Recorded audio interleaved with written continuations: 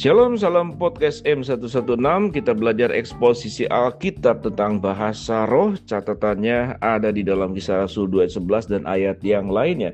Baik orang Yahudi maupun penganut agama Yahudi, orang Kreta, orang Arab, kita mendengar mereka berkata-kata dalam bahasa kita sendiri tentang perbuatan-perbuatan besar yang dilakukan Allah. Bahasa roh pertama kali muncul di hari Pentakosta dalam Kisah Rasul pasal 2 ayat 1 sampai ke 4.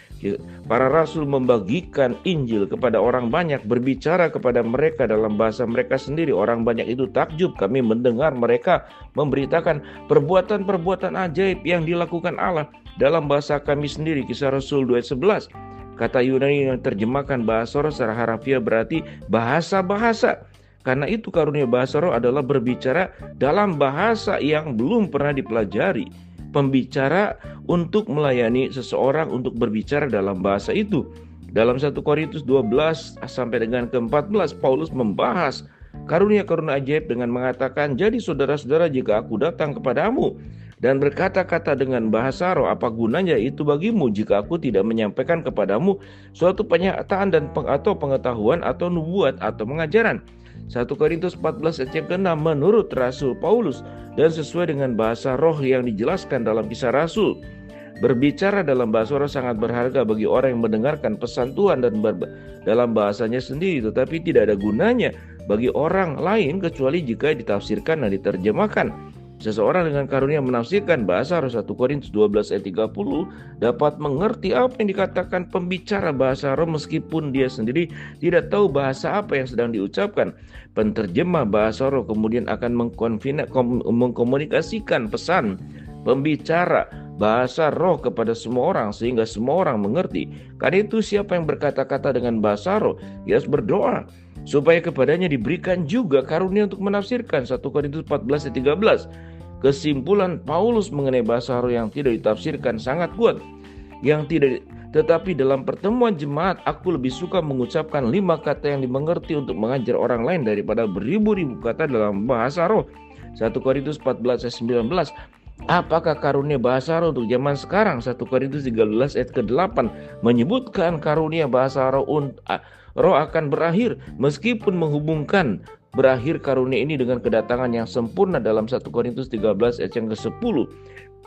Beberapa orang menunjuk pada perbedaan dalam bentuk kata kerja Yunani yang merujuk pada nubuat dan pengetahuan yang berhenti dan bahasa roh yang dihentikan sebagai bukti bahwa bahasa roh berhenti sebelum kedatangan yang sempurna. Meskipun merupakan interpretasi yang mungkin, hal ini tidak secara eksplisit jelas dari teks tersebut. Beberapa orang juga menunjuk pada bagian-bagian seperti Yesaya 28:11, Yoel 2 pasal ayat 28-29 sebagai bukti bahwa berbicara dalam bahasa roh adalah tanda penghakiman Allah yang akan datang.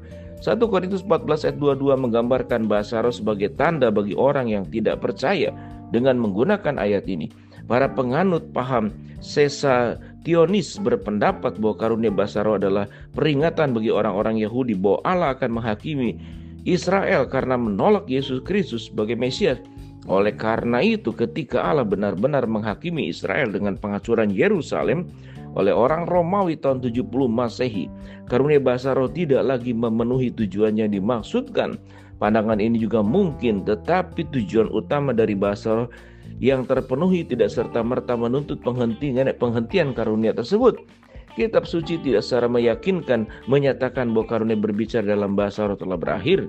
Pada saat yang sama, jika karunia bahasa roh dalam bahasa roh aktif di gereja saat ini, itu akan dilakukan sesuai dengan kitab suci. Ia akan menjadi bahasa yang nyata dan dapat dipahami. 1 Korintus 14 ayat yang ke-10 itu akan bertujuan untuk mengkomunikasikan firman Tuhan dengan orang yang berbahasa lain.